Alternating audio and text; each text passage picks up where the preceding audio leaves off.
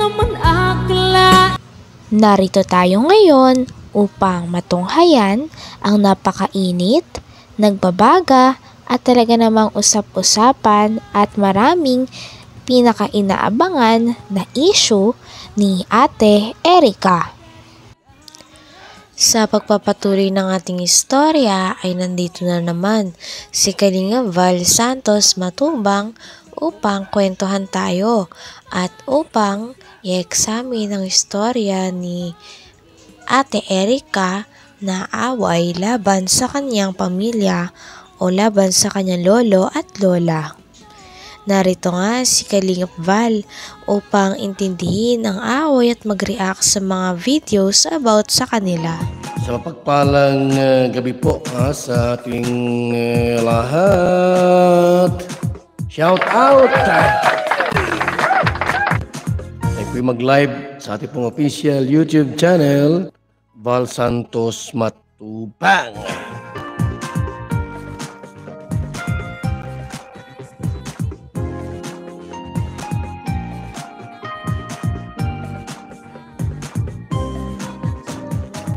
Sumayaw-sayaw, tayo'y sumayaw-sayaw. Limutin na ang mga problema.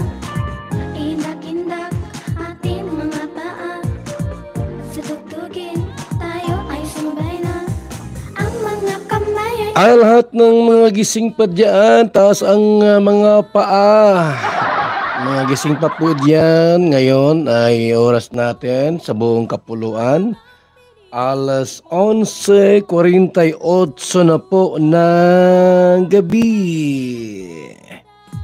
Gabi pa ha? Na po ng gabi.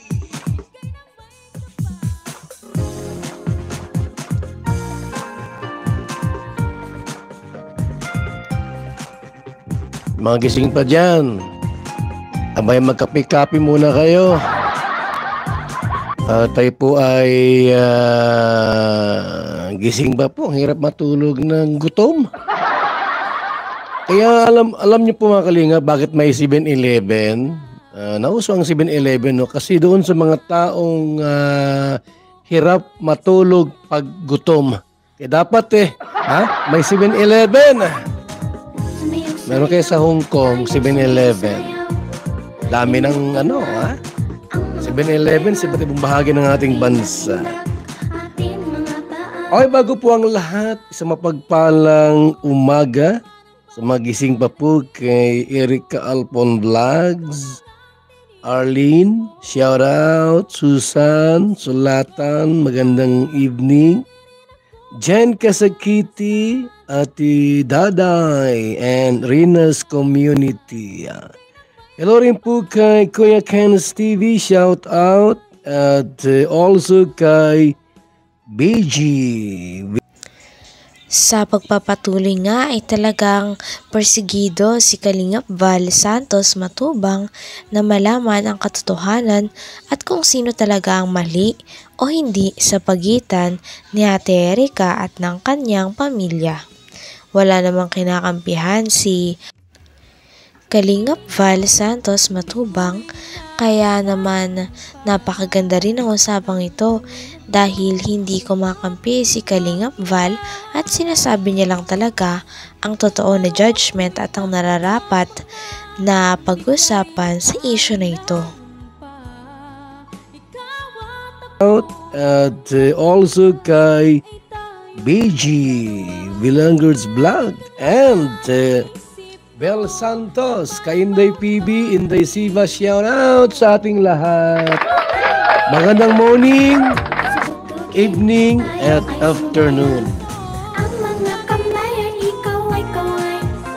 Ang iyong katawan Mga kalinga po, usa, duha, tulo, upat, lima.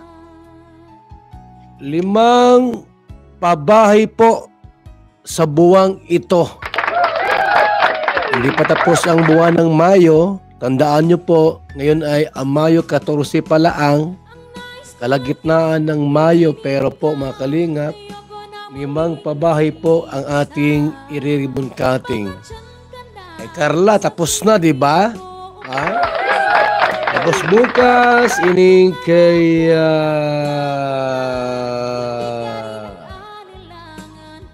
Jomark Abiada at sa hapon kay Rimilin Galicio, babae ni Sam Asley, mga kaibigan. At kay Daniela po, ginawa na po yung Certificate of Housing Award pang 225 na po ang pabahay po ng Team Kalingap. Saan ka pa? Sa Team Kalingap na. Maraming pabahay po tayong ginagawa, mga Kalingap, mga kaibigan, ha? Kaya po magmahal ang Team Kalingap. Pabahay po ang ating target na itulong sa ating kababayan. Ay, shout out muna. Hello kay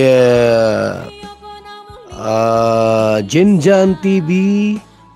Good morning. Ayumi Yoshikawa, good morning. Kalingap Marky Vlogs, good morning. Zuatos, good morning. And Dolores Dumondon, mayong buntag po sa lahat. Kay Mama Bings Vlog, Vicky Pagal. Kasalukuyan nga kinikwento muli ni Kalingap Val Santos Matubang ang nangyari kay Ate Erica at sa kanyang pamilya. Sinabi nito na payapa daw silang vlog ng Kalingap team at talaga namang natutustusan na rin nila ang pang-araw-araw nila sa pamamagitan ng binibigay ni Kalingap Rab ng mga biyaya at ng mga sponsors. Ngunit syempre, hindi na kontento dito si Ate Erica at ang kanyang kapatid, kaya naman umalis sila sa Kalingap at tumanggap ng ibang sponsors na direkta na sa kanila. Ayon sa source ni Val Santos Matubang, mga Kalingap, umiiyak na po si Sheila May. At nandoon yung yung tinatawag na awa sa kanyang lulo. Ayon sa source na nakausap ko, ito mga kapatid po, kahit paano ay meron niyang malambot na puso, ay may malambot na damdamin. Siyempre po, sabi ng lolo, abay, lumaki sa amin yan, yung apo ko na yan. Dito na nagtanda yan, nagkaedad yang dalawang yaan. Anong nangyari sa kanila? Winakwak po, mga kaibigan. Bukas po malaman nyo kung sinong wakwak. Mag-aakala ko ang wakwak pangit at may sungay. Di pala. May wakwak palang maganda. Sana makilala kita ng lubusan, ma-meet ng personal. Sana po, no? Mamit kita ng personal para magbiso-biso. Taga-Korea po, mga Kalingap. Ang tapang-tapang pati. Ha? Alam mo yung mensahe niya sa kanyang Facebook, mga kaibigan? May halong ito, no? Tinatawag na pagbabanta. I-try natin po yung ating pong abogado dito, mga kaibigan.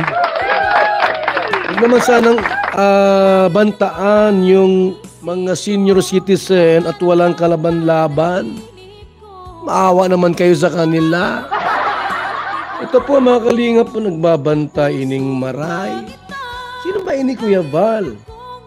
Ayan na, oh. Yan, napakagandang babae ini. Ayan mo, bukas po magkilala natin siya kung sino ini. Ita-thumbnail ko. Ay, wakwak ba ini? Hindi po, gwapa. Ayan, oh. Yan, gwapang-gwapa, oh. Ay, teacher in pala. Akala ko, teacher in. Hanggang dito na lamang muna ang ating napakainit, nagbabaga, pinakainaabangan at usap-usapan na latest issue ni Ate Erica. Maraming salamat sa inyong panonood. Hanggang sa muli. Bye!